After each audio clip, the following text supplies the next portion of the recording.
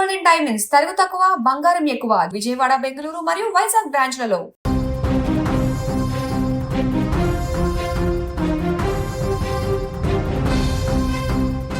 కోట్లాది మంది భక్తులు అత్యంత పవిత్రంగా భావించే పుణ్యక్షేత్రం ముక్కోటి దేవతలు కొలువైన విజయవాడ ఇంద్రకీలాద్రి.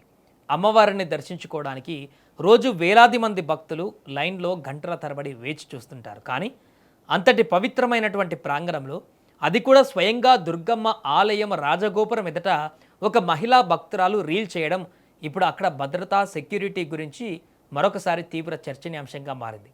బెజవాడ ఇంద్రకీలాద్రిపై ఉన్న శ్రీ దుర్గా మల్లేశ్వర స్వామి దేవస్థానానికి నిత్యం వేలాది మంది భక్తులు వస్తుంటారు.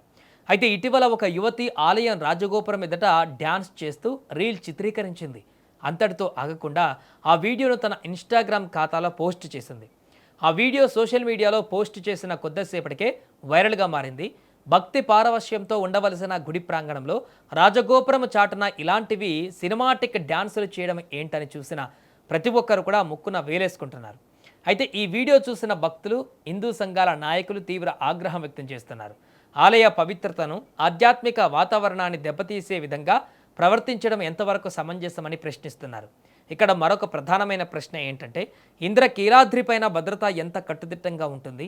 ప్రతి మూలన సీసీటీవీ కెమెరాలు ఉంటాయి. వందలాది మంది హోంగార్డులు, ప్రైవేటు సెక్యూరిటీ సిబ్బంది, ఆలయ ఈవో, ప్రోటోకాల్ అధికారులు నిరంతరం పర్యవేక్షిస్తుంటారు.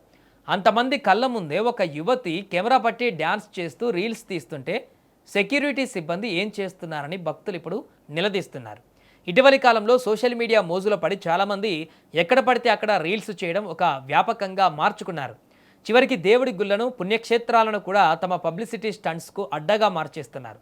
తిరుమల, యాదాద్రి, శ్రీశైలం వంటి క్షేత్రాలలోనూ గతంలో ఇలాంటి ఘటనలు కలకలం రేపాయి. ఇప్పుడు ఇంద్రకీలాద్రిపై కూడా ఈ రీల్స్ సంస్కృతి పాకింది.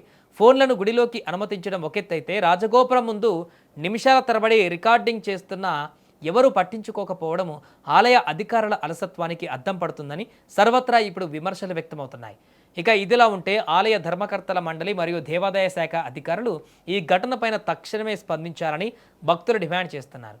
ఆ వీడియో తీసిన యువతిపైన, అలాగే దానికి సహకరించిన వారిపైన కఠిన చర్యలు తీసుకోవాలంటూ కూడా కోరుతున్నారు. భవిష్యత్తులో ఇలాంటివి సంఘటనలు పునరావృతం కాకుండా ఆలయ ప్రాంగణంలో మొబైల్ ఫోన్ల వినియోగం పైన స్పష్టమైనటువంటి నిబంధనలు అమలు చేయాలని, రాజగోపురం మరియు ముఖ్య ప్రాంతాలలో భద్రతను మరింత పెంచాలని భక్తజనం కోరుతున్నారు. అధికారులు ఈ ఘటనపైన స్పందించి తగిన చర్యలు తీసుకుంటారో లేదో అనేది వేచి చూడాలి.